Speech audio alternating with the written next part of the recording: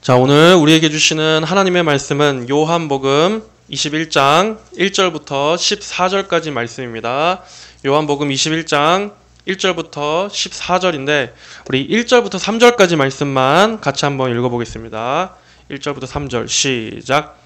이 일들 후에 예수께서 디베랴 바다에서 다시 제자들에게 자신을 나타내셨는데 나타내신 일이 이와 같다.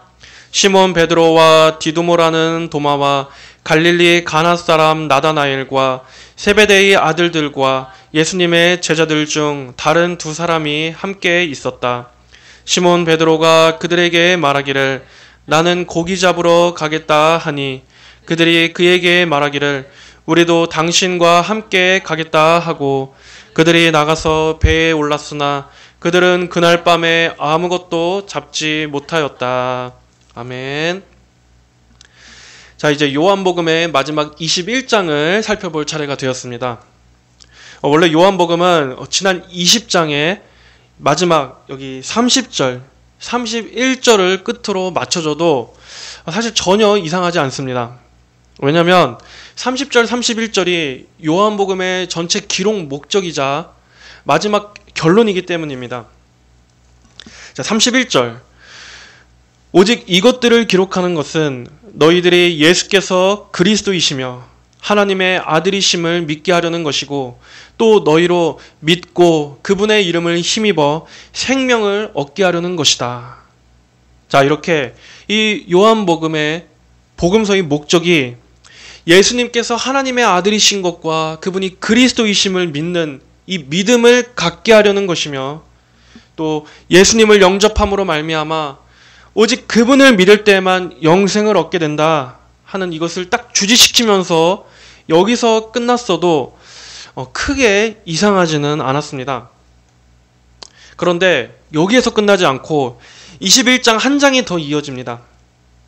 그래서 일부 어떤 학자들은 사실 이 21장은 사도 요한에 의해서 기록된 게 아니라 다른 사람이 쓴 것을 이렇게 후대에 덧붙여 놓은 거다라고 이렇게 주장하는 사람들도 있었습니다. 하지만 21장 전체에서 보여지는 이 문체나 또 사용하고 있는 용어나 어떤 표현들을 잘 검토해 봤을 때 역시 21장도 사도 요한에 의해 쓰여진 것이 분명하다라고 결론을 지을 수가 있습니다. 그런 결론을 내리는데 몇 가지 근거를 찾아보자면 우선 첫 번째로 이 21장 19절에 보면은 후에 있을 이 베드로의 죽음을 암시하는 말씀이 나옵니다. 21장 19절에 예수께서 이 말씀을 하신 것은 베드로가 어떠한 죽음으로 하나님께 영광을 돌릴 것을 가리키신 것이다 라는 말씀이 나옵니다. 이러한 문체는 요한복음 12장 33절에서 사도 요한이 예수님의 죽음을 암시했을 때 썼던 표현과도 같습니다. 요한복음 12장 33절에 예수께서는 이것을 말씀하셔서 자신이 어떠한 죽음으로 죽으실 것을 암시하셨다. 이렇게 같죠, 문체가. 이러한 표현은 사도 요한만이 썼던 독특한 표현입니다. 그리고 또 두 번째로 예수님께서는 항상 어떤 말씀을 특별히 강조하실 때 주님께서는 어떻게 말씀하셨었죠? 내가 진실로 내게 이르노니 또는 내가 진정으로 너희에게 말하노니 이렇게 말씀하셨었습니다. 그런데 자세히 보면 다른 공관 복음서에 보면은 예수님께서 내가 진실로 이르노니 이렇게 진실로 진정으로 이렇게 한 번만 말씀하시는데 유독 요한복음을 잘 보면 사도 요한은 항상 두 번을 기록한다는 걸 알 수 있습니다. 이런 식으로 내가 진실로 진실로 내게 말하노니 내가 진정으로 진정으로 너희에게 말하노니 이렇게 예수님께서 두 번을 말씀하신 거를 이렇게 강조해서 요한복음에서만큼은 그렇게 쓰고 있습니다. 한번 여러분들이 복음서를 대조해보면서 한번 직접 찾아보세요. 진짜 다른 복음서에서는 한 번 기록되어 있는데 요한복음에서는 꼭 두 번을 기록합니다. 이러한 식도 사도 요한만의 독특한 특징입니다. 그래서 21장 18절에 보면은 내가 진정으로 내게 말하는데 여기에서도 두 번이 나옵니다. 그래서 딱 읽어보면 아, 사도 요한이 기록한 거구나 라는 것을 알 수가 있는 것입니다. 그리고 또 세 번째 근거는 요한만이 기록할 수 있는 표현, 바로 예수께서 사랑하시는 제자라는 표현입니다. 사도 요한은 항상 자기 이름을 이렇게 거론해야 될 그러한 상황이 있을 때 자기 자신의 이름을 전면에 드러내기보다는 그저 자신을 예수님의 사랑을 입은 자일 뿐이라는 그러한 겸손한 식으로 자기 자신을 드러냈습니다. 그래서 굳이 자기 자신을 가리켜야 할 때는 예수께서 사랑하시는 제자라고 이렇게 간접적으로 표현하고는 했습니다. 여기 21장 7절 그리고 또 20절에 보면은 그렇게 자신을 가리키는 게 나옵니다. 예수께서 사랑하시는 제자, 이렇게 이러한 근거들로 봤을 때 이 마지막 21장도 역시 사도 요한이 기록한 것이 확실하다라고 말할 수 있습니다. 자, 그럼 왜 사도 요한은 20장에서 마치지 않고 왜 굳이 21장 한 장을 더 기록했을까요? 우선 예수님께서 제자들을 만나 함께 식사하시는 이 오늘의 내용을 통해서 요한은 부활의 확실성을 다시 한번 강조하고자 했을 것입니다.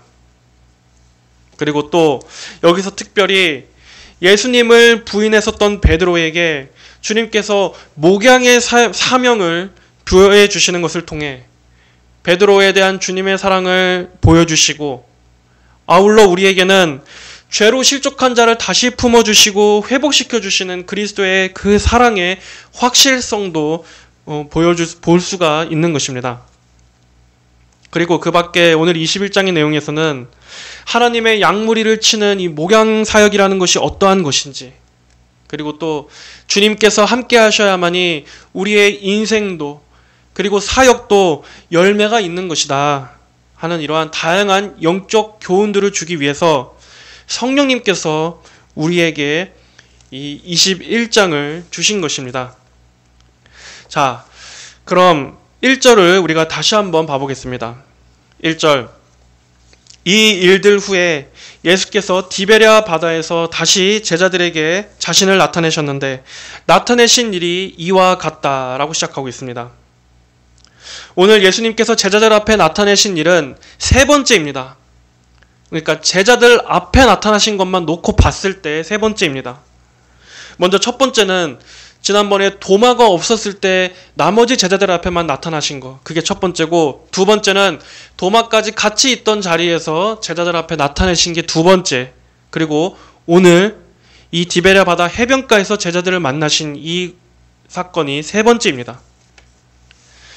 그리고 장소는 디베랴 바다입니다. 디베랴 바다는 갈릴리 바다를 말하는 겁니다. 예수님께서는 이 갈릴리 바다에서 여러 가지 많은 이적들을 행하셨습니다. 파도와 풍랑이 있는 그 거친 바다를 말씀으로 잠잠케 하셨던 곳이 바로 이 갈릴리 바다였으며, 예수님께서 무리를 걸어오셨던 그 사건도 이 바다 위에서였습니다. 그리고 또 악령 들린 자에게서 군대 귀신을 쫓아내신 이후에 그 귀신들을 돼지떼에게로 몰아서 그 수많은 돼지떼가 물에 들어가 몰살시켜셨던 바로 그곳도 이곳이었습니다. 그리고 예수님께서는 이 갈릴리 바다 근처에서 많은 군중들에게 하나님 나라와 또 복음에 대해서 귀한 영적인 진리들을 가르치시기도 하신 장소였습니다. 그리고 가장 중요한 건 뭡니까? 바로 제자들을 처음 부르셨던 곳이 바로 이 갈릴리 바다였습니다.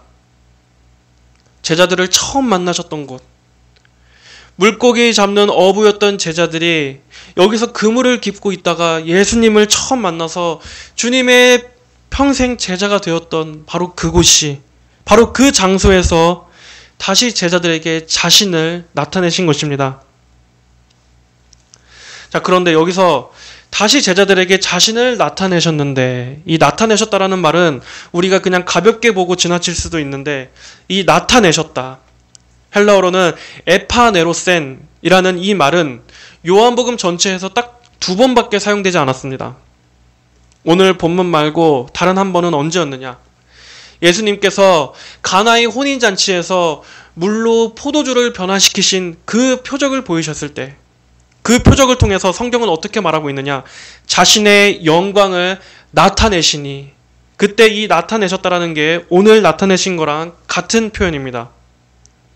그래서 그 결과 제자들이 그 표적을 보고 예수님을 믿었다라고 성경은 말씀하고 있습니다. 그러므로 사도 요한은 오늘의 이 같은 나타내셨다라는 이 말을 통해서 지금 무엇을 보여주고자 하는 것이냐?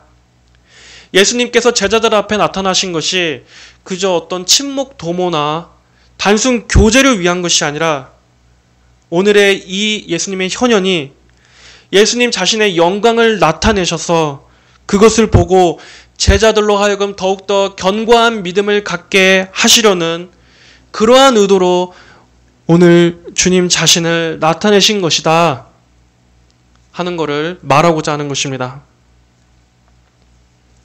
제자들이 이제 후에 앞으로 감당하게 될 그 험난한 사명을 감당하기 위해서는 다시 한번 예수 그리스도의 하나님 되심을 알고 그분의 능력으로 강건하여지며 굳건한 믿음을 가질 필요가 있었기에 예수님 자신의 영광을 나타내시고 보여주셔서 그들로 확신을 얻을 수 있도록 제자들 앞에 나타내신 것입니다.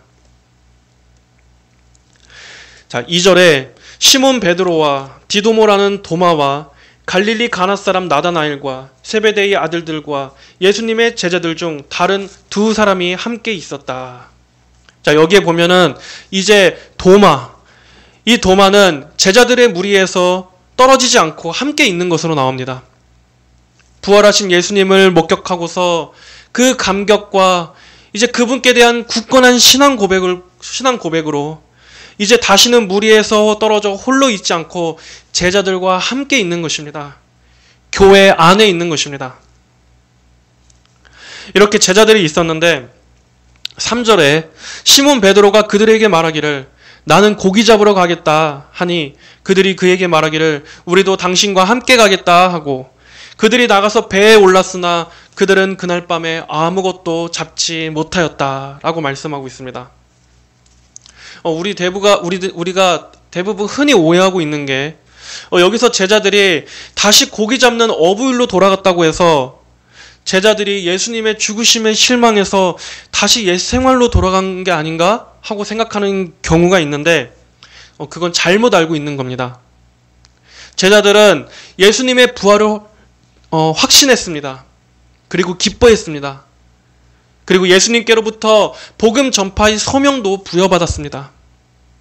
하지만 아직 주님께서 허락하신 때가 이르지 않았기 때문에 한마디로 얘기하면 지금 잠시 대기 상태인 겁니다.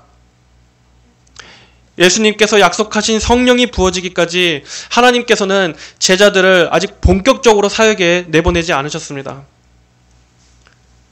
그러므로 오늘 제자들이 이렇게 어부일로 돌아간 것은 그들이 실망해서가 아니라 잠시 하나님의 때가 아니었기 때문에 기다리고 있었던 것입니다. 그리고 또 한편으로는 갈릴리 바다로 간 것은 예수님께서 하신 말씀 때문이기도 했습니다. 마태복음 26장 32절에 보면 예수님께서 이렇게 말씀하신 적이 있습니다. 내가 살아난 후에 너희보다 먼저 갈릴리로 갈 것이다. 즉 예수님께서는 부활하신 이후에 갈릴리로 갈 것이라는 말씀을 미리 던지신 것입니다. 그리고 또 천사들이 막달라 마리아에게 가서 제자들에게 전하라고 했던 것처럼 부활하신 예수님께서 제자들보다 먼저 갈릴리로 가실 것이라고 천사를 통해서도 또 한 번 말씀하셨었습니다. 그래서 예수님께서 그렇게 약속하셨으니까 제자들은 갈릴리 바다에서 예수님을 기다리는 한편 그렇다고 해서 또 놀지 않고 원래 본업이었던 어부일을 하면서 기다렸던 것입니다. 그들이 나가서 배에 올랐으나 그들은 그날 밤에 아무것도 잡지 못하였다. 원래 갈릴리 바다에서는 밤에 더 고기가 많이 잡히는 시간대입니다. 그래서 일부러 제자들은 밤에 어업을 나갔습니다. 하지만 제자들이 밤새도록 수고하였으나 열심히 수고하였으나 그들은 아무것도 잡지 못하였습니다. 아니, 고기 잡는 일에 전문이었던 이 어부, 이 제자들이 예수님을 3년 따라다녔다고 해서 그새 그 기술을 다 까먹었겠습니까? 그렇지는 않았을 겁니다. 하지만 그들은 날이 새도록 수고하였으나 고기 한 마리 건져 올리지 못했습니다. 그렇습니다. 예수님께서는 예수님이 함께 하시지 않고서는 우리의 모든 인간적인 노력들, 우리의 땀, 수고, 우리의 모든 지혜, 그리고 우리의 모든 수단과 방법을 온갖 힘을 다 짜낸다 할지라도 예수님이 우리와 함께 하시지 않고서는 아무 소득도 없다 하는 것을 가르쳐 주시려는 겁니다. 예수님은 말씀하셨습니다. 나는 포도나무요 너희는 가지니 저가 내 안에 내가 저 안에 있으면 이 사람은 과실을 많이 맺나니 나를 떠나서는 너희가 아무것도 할 수 없음이라. 나를 떠나서는 너희가 아무것도 할 수 없음이라. 여러분, 가지가 나무 줄기에서 잘려서 떨어져 나간다면 어떻게 그 가지가 살 수 있겠습니까? 예수님이 없는 사람들의 영적 상태도 이와 같습니다. 사람이 예수님께 연합되어 있지 않고서는 아무리 수고한다 할지라도 열매를 맺을 수 없습니다. 우리 인간의 존재 근원, 우리의 삶의 근원이 예수님께 연결되어 있어서 예수님으로부터 생명의 자원을 공급받아 살아야 하는 게 원래 인간의 삶인데 생명 그 자체이신 예수님으로부터 잘려져 떨어져 나가 있으니 어떻게 됩니까? 인간의 영혼이 메마른 가지처럼 버려져 죽게 되는 것입니다. 아무런 열매를 맺을 수가 없는 것입니다. 예수님께서 너희가 나를 떠나서는 아무것도 할 수 없음이라, 아무것도 할 수 없다라는 이게 바로 오늘 이 말씀, 그날 밤에 아무것도 잡지 못하였다. 여기서 똑같은 말입니다. 예수님이 없이는 그 어떤 아무리 대단한 전문가라도 소용없습니다. 사람이 아무리 자신만만하고 모든 걸 잘 알고 있다 할지라도 이 세상에 처세와 여러 지혜들이 있다 할지라도 예수님이 복 주시지 않고 그 인생에 그리스도가 없다면 결국 모든 게 허사입니다. 단순히 돈을 많이 벌고 가진 게 많다라고 해서 진짜 그것이 열매라고 할 수 있습니까? 성경에서 말씀하는 열매는 고작 그러한 것들이 아닙니다. 나중에는 다 썩고 사라지는 그런 한시적인 것들이 아니라 영원한 것입니다. 구원, 영생, 거룩함, 또 하나님께서 성도 안에서 행하시는 그러한 성화의 열매들, 그리스도 안에 있는 그 풍성함, 천국의 유업, 이러한 것들은 육신의 눈으로 볼 때, 우리 인간적인 눈으로 볼 때는 전혀 탐나지 않은 것일 수도 있습니다.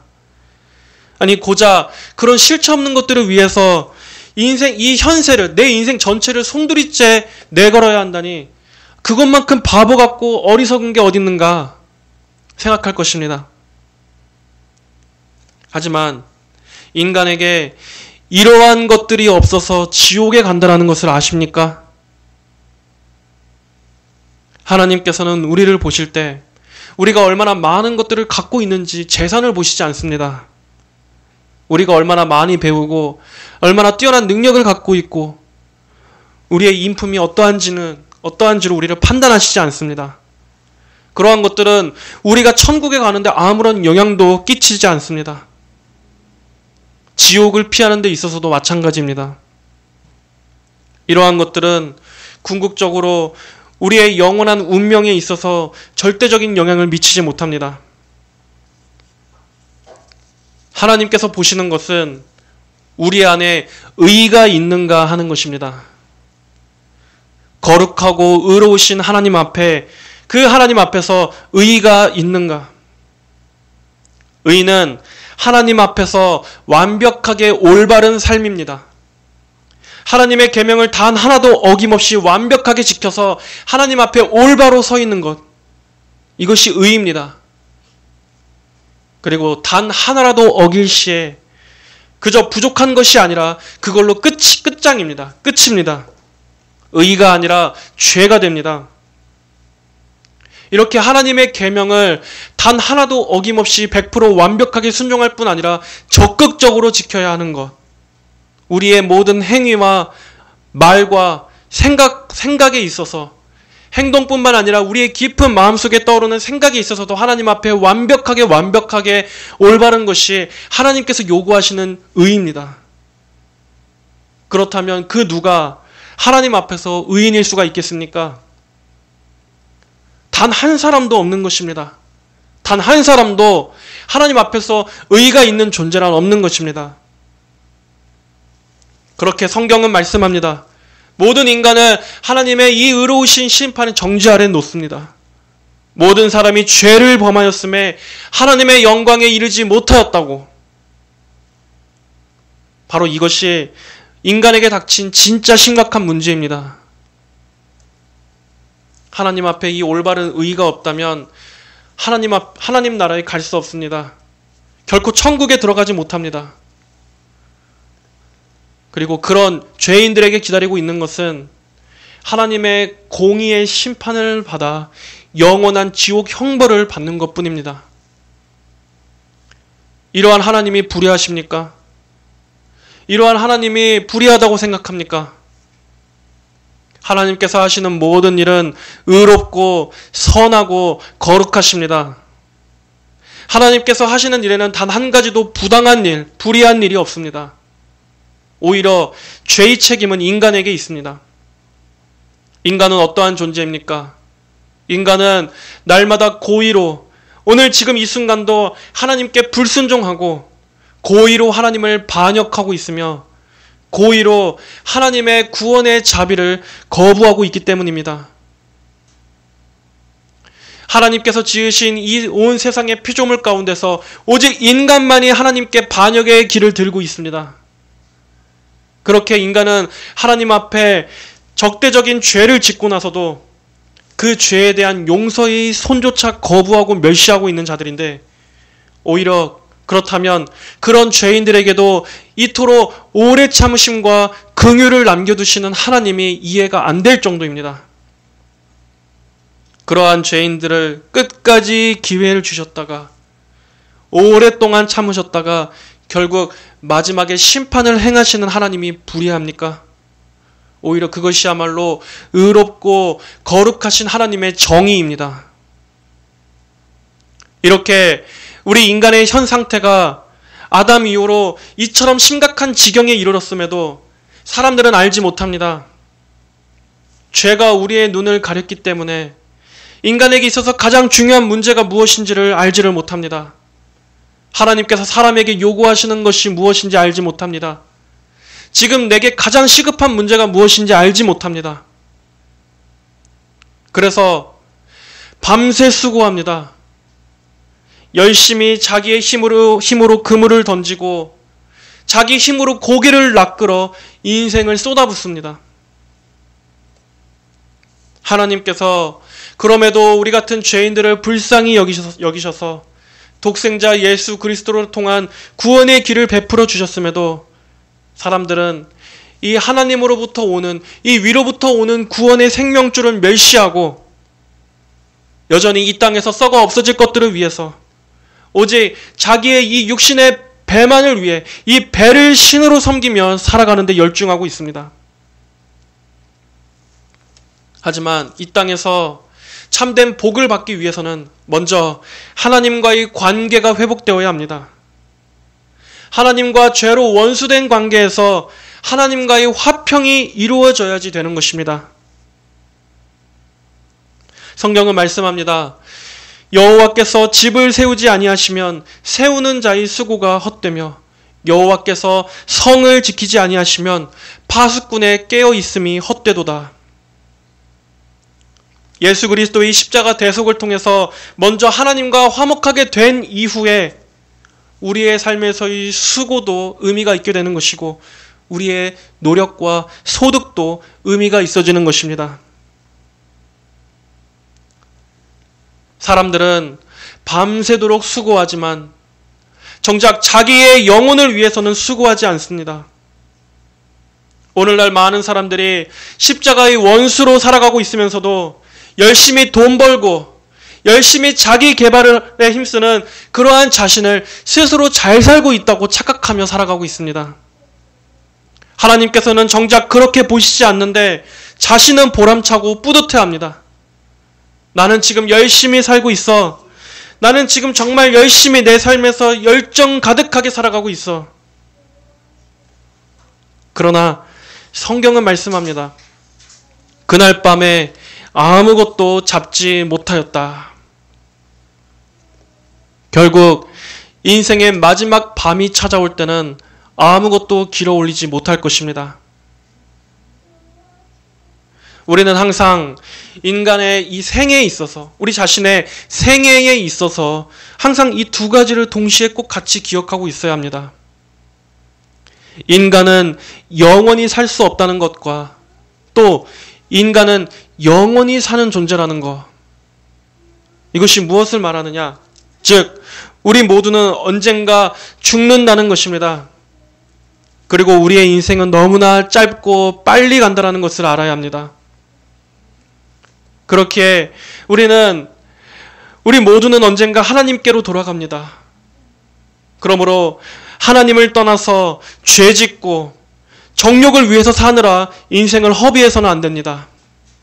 나의 지체를 불의의 병기로, 즉 죄의 도구로 죄에게 내어주고 마귀에게 내어주는데 인생을 날려버려서는 안 됩니다.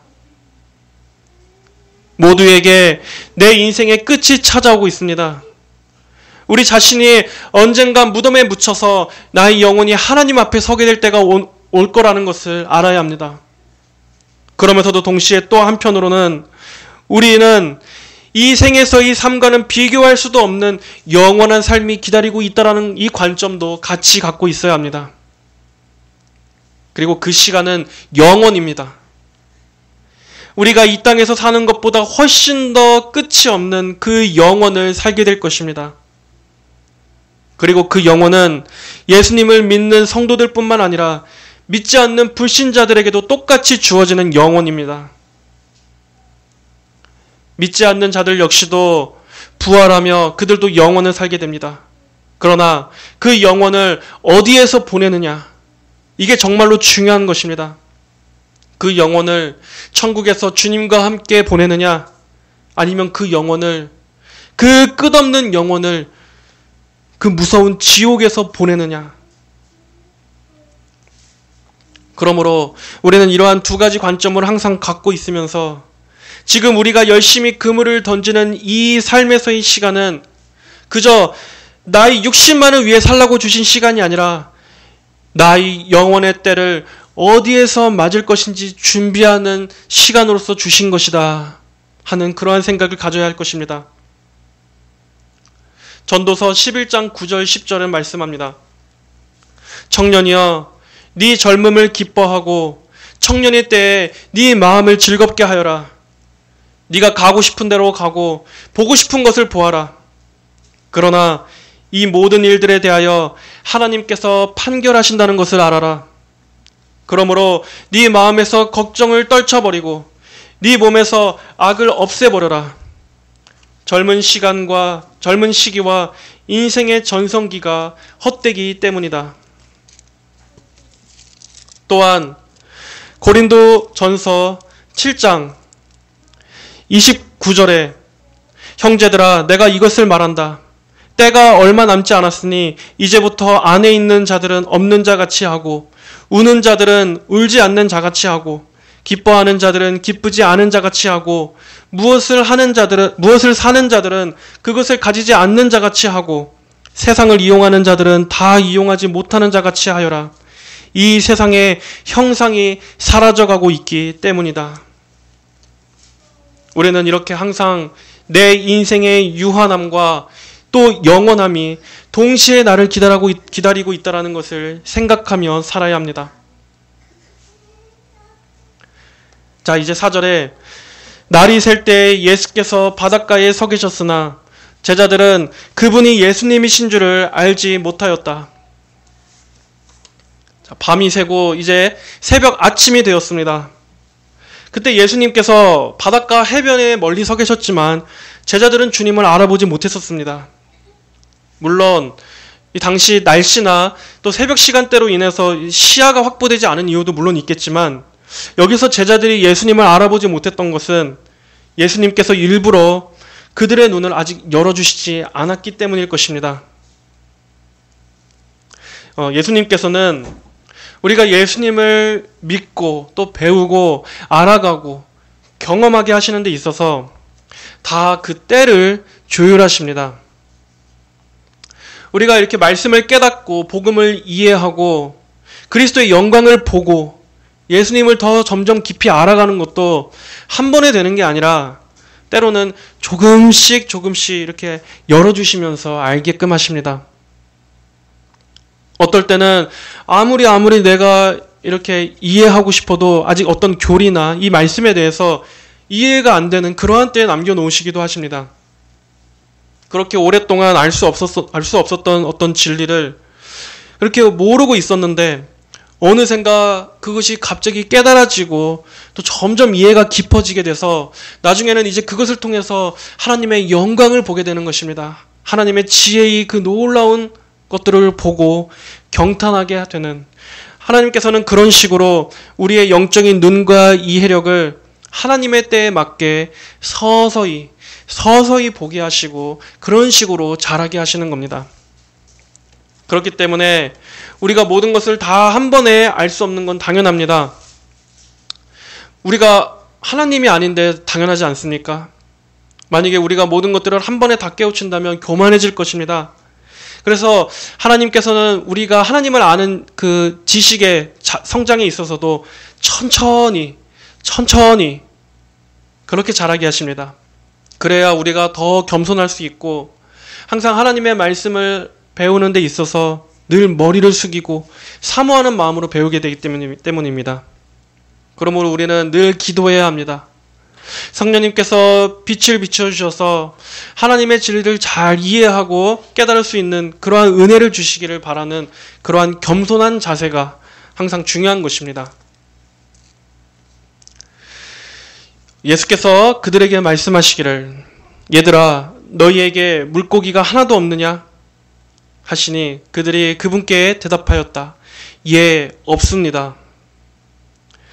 예수님께서 여기서 얘들아 라고 부르신 이 호칭은 말 그대로 정말 일반 어린 소년들을 부를 때 사용하는 말입니다. 그만큼 제자들이 지금 영적으로 어리다는 것을 짚어주시는 겁니다. 그리고 물고기가 없느냐, 이 말은 원래 뉘앙스는 약간 이런 질문입니다. 너희는 아무 물고기도 잡은 게 없겠지. 마치 예수님께서 이미 다 알고 계신 것처럼 그들이 밤새 수고했어도 빈 그물만 올린 것을 그게 당연한 것처럼 제자들은 대답했습니다. 예, 없습니다. 이렇게 하나님께서는 우리가 하나님 없이 행한 모든 수고에 결과적으로 결산해 보면 얻은 소득이 아무것도 없다라는 것을 우리 스스로도 결산하고 돌아보게끔 하십니다. 그래서 정말 내가 하나님 없이 아무리 애쓰고 수고했지만 내가 아무리 발버둥 쳤지만 결국에는 정말로 하나님이 안 계시니까 속된 말로 다 개털이구나. 진짜 하나님께서 내 삶에 계시지 않으면 모든 게 다 쓸모없고 헛된 것이었구나 하는 것을 절실히 깨닫게끔 하십니다. 그래서 내가 인정해서 내가 승복해서 결국 주께로 돌아올 수밖에 없게끔 그렇게 만드십니다. 탕자였던 둘째 아들이 아버지의 품을 떠나서 자기 혼자서 잘해보겠다고 그렇게 세상으로 떠나갔지만 결국에는 돼지 우리에서 돼지가 먹는 그 주업 열매나 같이 먹는 그 비참한 신세에 떨어지고 나서야 그의 자만이 깨지고 그의 마음이 부서져서 아버지께로 돌아가자라는 그 마음이 그때 들었던 것처럼 하나님께서는 우리가 하나님을 떠나서 많은 실패를 겪게 하십니다. 오히려 아주 철저하게 깨어지게 하십니다. 그래서 하나님 앞에 터덜터덜 주의 용서와 자비를 구하며 나올 수밖에 없게끔 그렇게 마음을 거지와 같이 낮추시는 것입니다. 그리고 그것이 성도들에게는 복입니다. 하나님께서 우리를 그렇게 철저하게 항복시키셔서 주님 앞에 나올 수밖에 없도록 만드시는 그것이 바로 복인 것입니다. 여러분의 인생에 있어서 이같이 하나님께서 실패를 경험하게 하심으로 오히려 하나님 앞에 순복하게 되었다면 여러분은 그걸로 인해서 하나님께 감사하십시오. 만약 그렇지 않았다면 여러분은 하나님을 떠났을 겁니다. 더욱더 교만하고 세상 가운데서 온갖 더러운 죄들에 찌들었을 것입니다. 하지만 하나님께서 여러분을 사랑하셔서 자신의 사랑하는 자녀들에게 섭리적으로 모든 걸 다 걷어가시고 다 실패하게 하셨다면, 그래서 그것 때문에 여러분이 하나님 앞에 회개하는 마음으로 나아왔다면, 그것 때문에 하나님을 더 깊이 만나게 되었으니 오히려 영적으로는 더 엎드려 감사해야 할 일입니다. 너무너무나 기뻐해야 할 일입니다. 오히려 하나님을 떠나서 모든 것이 잘 풀리는 게 저주입니다.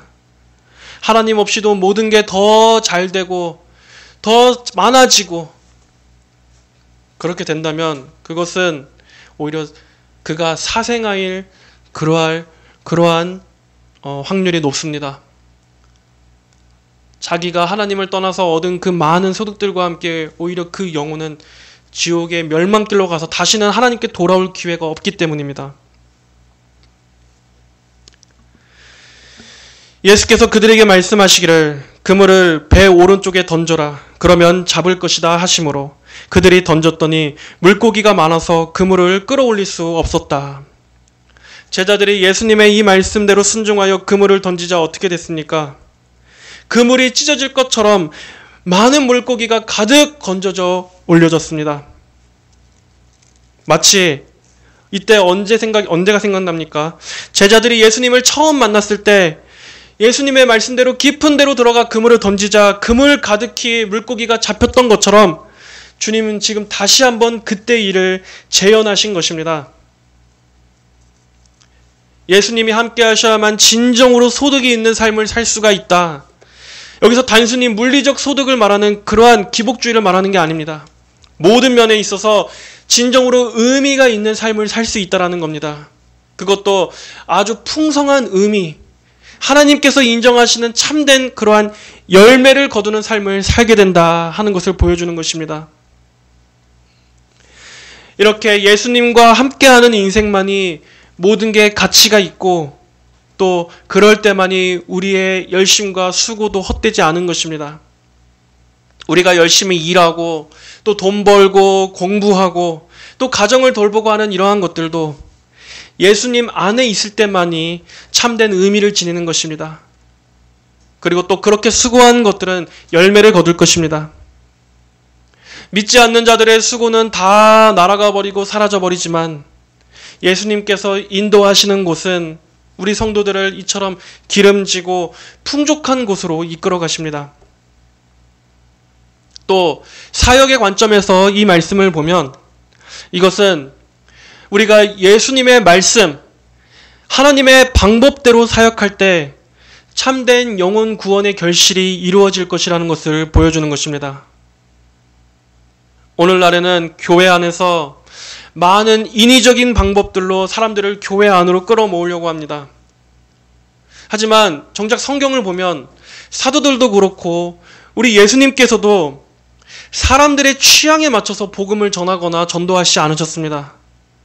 오히려 주님이야말로 사람들이 듣기 싫어할 만한 이야기들, 죄, 거룩, 또 회개하라, 또 하나님의 심판, 구원, 영생, 하나님의 진노, 지옥, 천국, 이러한 것들에 대해서 말씀하셨지, 지금 시대의 이런 교회처럼 사람들이 듣기 좋게 무슨 교회 안에 오케스트라를 꾸민다든가 뭐 간증 집회를 연다든가 또 지역사회에 문화센터를 개방한다든가 하는 그러한 것들로 사람들을 불러 모으시지 않으셨습니다.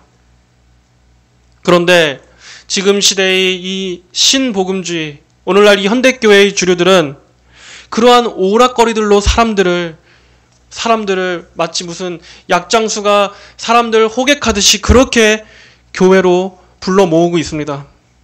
그래서 그렇게 부른 사람들을 그저 불러다 앉혀놓고서는 그렇게 해서 그냥 교회 등록만 시키면 다 자동으로 구원받고 성도가 된 것처럼 그렇게 사람들을 머릿수로만 계산하고 있는 것입니다. 실제적으로 과연 그 안에서 누가 복음을 듣고 회심했는지, 누가 정말 자기의 죄를 깨닫고 예수님을 구주로 영접했는지, 거듭났는지, 그러한 실질적인 열매는 아무것도 점검해보지 않은 채 그저 교인 수로만 사람을 보는 겁니다. 그래서 그렇게 위조된 가짜 열매들만 가득가득 넘치는, 여러분, 그렇게 해서 사람들이 설령 교회에 친밀감을 가졌든 마음을 열었든 그것들이 다 무슨 의미가 있습니까? 그렇게 해도 그들이 진정으로 구원받지 않았다면 아무리 많은 사람들이 교회 안에 있든 그것이 하나님 앞에서 어떠한 의미를 지니겠습니까? 교회 담임 목사는 그걸 보면서 스스로 자화자찬할 수 있고 우리 교회가 이만큼 성장했다라고 부흥했다라고 그렇게 생각할지 모르지만 하나님께서 보시기에 그것은 오히려 죄입니다. 그저 영혼들을 상대로 종교 장사하는 꼴밖에 안 됩니다. 지금은 교회들도 다 무슨 기업 경영하듯이 그런 실적으로만 평가를 하고 있습니다. 교회가 세상과 전혀 다를 바가 없이 타락해버렸습니다. 지금 젊은 사역자들, 제 또래인 한 30, 40대, 50대 이러한 사역자들을 보면 제가 보기에도 무슨 말끔한 무슨 회사원들을 보는 것 같습니다. 그리고 그들이 말하는 것도 얼마나 인본주의적인지 아십니까? 교회에 대한 교회관, 그들의 목회관, 그리고 그들의 강단에서 외치는 설교 메시지들도 그렇고 저는 그들에게서 하나님의 사역자라는 증거가 전혀 보이지 않습니다.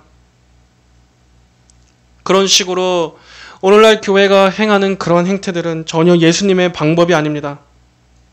마지막에 하나님의 심판대 앞에서 결산하면 아무것도 건져 올린 게 없는 그러한 빈 그물일 뿐입니다.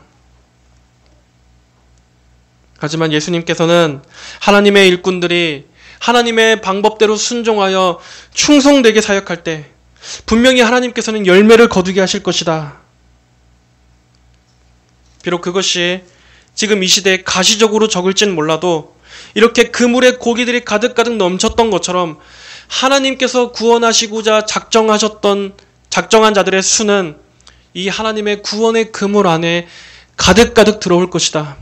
그리고 분명히 반드시 단 한 명의 낙오자나 이탈자도 없이 하나님께서 건지시고자 하시는 영혼은 모두가 다 건져 올려지게 될 것이다 하고 우리에게 소망과 확신을 주시는 것입니다. 영혼 구령 사역에는 반드시 예수님께서 함께 하셔야만 합니다. 인위적이고 인본주의적인 기획이나 프로그램이 아니라 예수님이 함께 하셔야만이 철저히 예수님을 의지하고 하나님의 방법대로만 해야 한다는 것을 가르쳐 주시는 것입니다. 그러자 예수께서 사랑하시는 그 제자 요한이 베드로에게 말하기를 주님이시다 하니 확실히 요한은 영적으로 섬세하고 굉장히 이 영적인 캐치가 빠릅니다. 지금 이 일을 통해서 이분이 예수님이시라는 거, 하나님이신 예수님이시라는 것을 바로 파악했습니다. 주님이시다 하니 시몬 베드로는 벗고 있다가 주님이시라는 말을 듣고 겉옷을 두른 후에 바다에 뛰어들었다. 베드로는 예수님이라는 말을 듣자마자 겉옷을 막 급하게 차려입었습니다. 아니 바다에 뛰어드는데 윗도리를 갖춰 입을 필요가 뭐가 있습니까? 그냥 맨몸으로 뛰어들면 되는데. 근데 베드로는 급한 성격이면서도 예수님이 너무나 반갑고 그래서 예수님께 대한 최소한의 예의를 갖추고자 옷을 갖춰 입고 바다에 풍덩 뛰어들어서 예수님께서 계신 해변가로 막 헤엄쳐서 갔습니다. 그러나 다른 제자들은 육지에서 약 200규빗 떨어져, 200규빗은 오늘날로 환산하면 약 90m입니다. 멀지 않은 곳에 있었으므로 작은 배를 타고 물고기가 든 그물을 끌고 왔다. 그들이 육지에 올라와 보니 숯불이 피워져 있었고 그 위에 생선과 빵이 놓여 있었다. 예수께서 그들에게 말씀하시기를 너희가 지금 잡은 생선을 좀 가져오너라 하셨다. 시몬 베드로가 올라와서 그물을 육지로 끌어올리니 그 안에 큰 물고기가 153마리나 들어있었다. 물고기가 그렇게 많았으나 그물이 찢어지지 않았다. 자, 여기에서 예수님께서는 친히 떡과 생선을 준비하신 후에, 우리 바른 성경에는 빵과 생선입니다. 준비하신 후에 제자들을 이 아침 식사의 자리로 초청하십니다. 이것은 우리 성도들이 예수님과 함께 누리는 영적 교제를 보여줍니다. 그리고 장차 우리 모든 성도들은 하나님의 품 안으로 들여져서 천국에서 모든 구원받은 우리 백성들, 형제 자매들이 삼위일체 하나님의 그 영광스럽고 풍성하신 그 식탁에서 함께 기뻐하고 우리 주님께서 차려주신 이 풍요롭고 풍부한 은혜의 식탁 안에서 주님과 함께 기쁨의 식사를 누리는 것을 미리 보여주는 것입니다. 특히 예수님은 지금 이 숯불가에 자리를 마련해 놓으셨습니다. 여러분, 숯불. 이 숯불은 어떤 걸 떠올리게 해줍니까? 바로 베드로가 예수님을 부인했던 그 밤, 베드로가 나는 저 예수란 자를 절대 모르라고 이렇게 부인하고서 몰래 숯불가에 숨어서 손을 쬐는 척하며 예수님을 모른 척했던 바로 그 숯불, 그 숯불을 떠올리게 해줍니다. 거기서 쓰였던 그 숯불과 오늘 이 단어, 똑같은 단어가 쓰였습니다. 베드로는 그 숯불에서 타오르는 불을 보면서 지난 자기가 예수님을 부인했었던 그 밤을 떠올렸을지 모릅니다. 예수님 앞에 고개를 너무나 들 수가 없었고 너무나 부끄럽고 죄스러웠을 것입니다. 하지만 예수님은 그런 베드로를 정죄하시지 않고 기꺼이 그를 그 식사의 자리로 부르십니다. 그 숯불은 베드로를 부끄럽게 하는 죄를 들춰내는 숯불이 아니라 바다를 헤엄쳐서 온 베드로의 몸을 따뜻하게 녹이고 그를 품어주시는 따뜻한 애정의 숯불이었습니다. 이렇게 예수님께서 초대하시는 이 천국의 만찬에는 회개한 죄인들에게도 자리가 있습니다. 예수님께 나아오는 자는 그가 어떠한 죄인이라 할지라도 정말 그가 주님을 의지하는 가난한 심령으로 주 앞에 나아온다면 그 누구도 이 예수님의 식탁에서 내쫓김을 당하지 않을 것입니다. 그러나 예수님을 거부하고 멸시하는 자, 주님의 이런 따뜻한 애정의 초청을 여전히 멸시하는 자들에게는 이러한 따뜻한 숯불이 아니라 뜨거운 지옥불이 기다리고 있을 것입니다. 따뜻함이 아니라 그의 영혼과 육체를 계속 불타오고도 절대 꺼지지 않는 그 영원한 불이 있는 그 캄캄하고 뜨거운 지옥에서 그가 혀끝에 제발 물 한 방울이라도 적셔주기를 아무리 바라고 절규하고 부르짖는다 할지라도 그 어떠한 은혜와 긍휼도 그 어떠한 자비도 주어지지 않는 그 뜨거운 불가에서 그의 영육이 영원히 불타게 될 것입니다. 자, 마지막으로 이제 참고로 여기 물고기 숫자가 153마리에 대해서 과연 여기에 어떠한 의미가 있는가 하고 학자들이 다양하게 연구했습니다. 그래서 뭐 여러 가지 해석들이 있는데 크게 두 가지 정도만 얘기하면, 먼저 첫 번째 견해는 왜 이 153마리라는 숫자에 어떤 의미가 있는가? 어거스틴의 견해인데, 어거스틴은 이 숫자는 신구약 시대를 통틀어서 하나님께로부터 은혜를 입고 구원을 얻을 자들의 그 총수를 가리킨다라고 말했습니다. 그리고 또 두 번째 견해는 초대교부였던 알렉산드리아의 키릴이라는 사람의 견해인데, 그는 우선 이 100, 숫자 100을 이방인들의 수로 보고 50은 유대인들의 수로 봤습니다. 그래서 이 둘을 더하면 150, 그리고 나머지 셋은 삼위일체 하나님을 가리킨다라고 해서 153은 이방인들과 유대인들이 삼위일체 하나님을 믿고 구원을 얻게 될 것을 보여주는 것이다 라고 해석했습니다. 이러한 것들은 그저 하나의 상징적인 해석이고 견해일 뿐입니다. 중요한 것은 그만큼 앞으로 제자들의 이 복음 전파 사역을 통해서 건져지게 될 영혼들의 숫자가 그만큼 많을 것이다 하는 것입니다. 예수님께서 제자들을 처음 만나셨을 때 보여주셨던 이 이적을 오늘 여기서 다시 재현하신 것도, 이제 더 이상 너희들은 과거의 고기를 낚는 어부가 아니라 이제는 사람들의 영혼을 건져 올릴, 사람들을 구원할 영혼의 어부로서 이제 너희는 새로운 사명으로 살아야 한다 하는 것을 다시 확인시켜 주시는 것입니다. 마지막 12절 이하에 예수께서 그들에게 말씀하시기를 와서 아침을 먹으라 하시니 제자들 중 아무도 그분께 당신은 누구십니까? 라고 묻는 자가 없었으니 이는 제자들이 주님이신 줄 알았기 때문이다. 예수께서 오셔서 빵을 집어 그들에게 주시고 생선도 그와 같이 하셨다.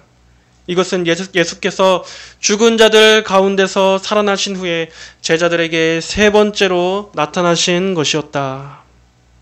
자, 오늘은 이렇게 예수님께서 제자들에게 세 번째 나타나신 이야기를 우리가 살펴보았습니다.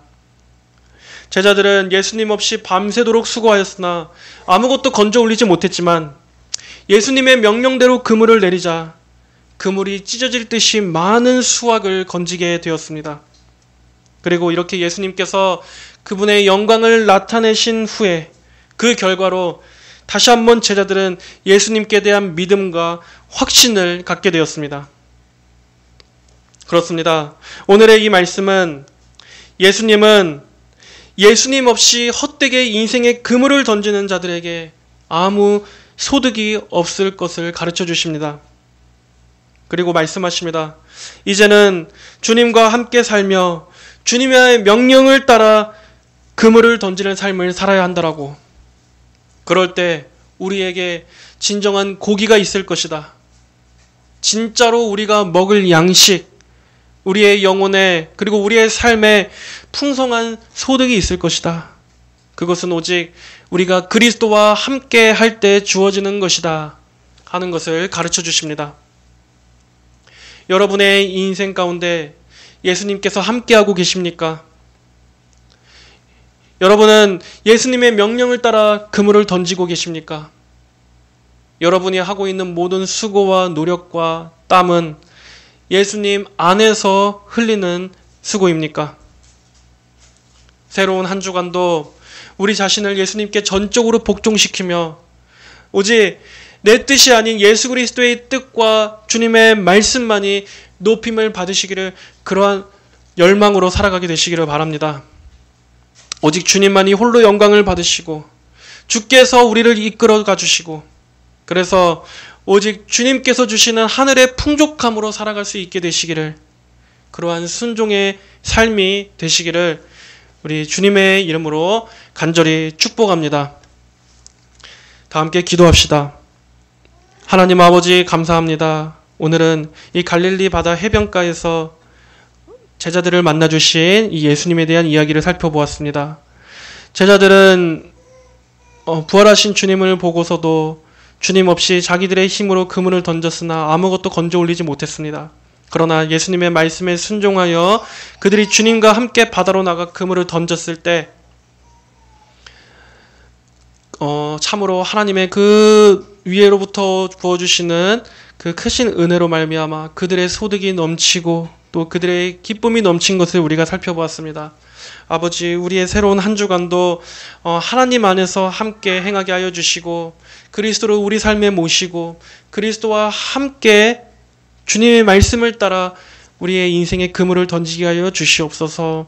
항상 우리의 삶에서 예수님, 우리의 머리 되신 예수님을 가장 첫째로 두고 오직 주님께 전적으로 순복하며 살아가는 그러한 성도들이 되게 하여 주시옵소서.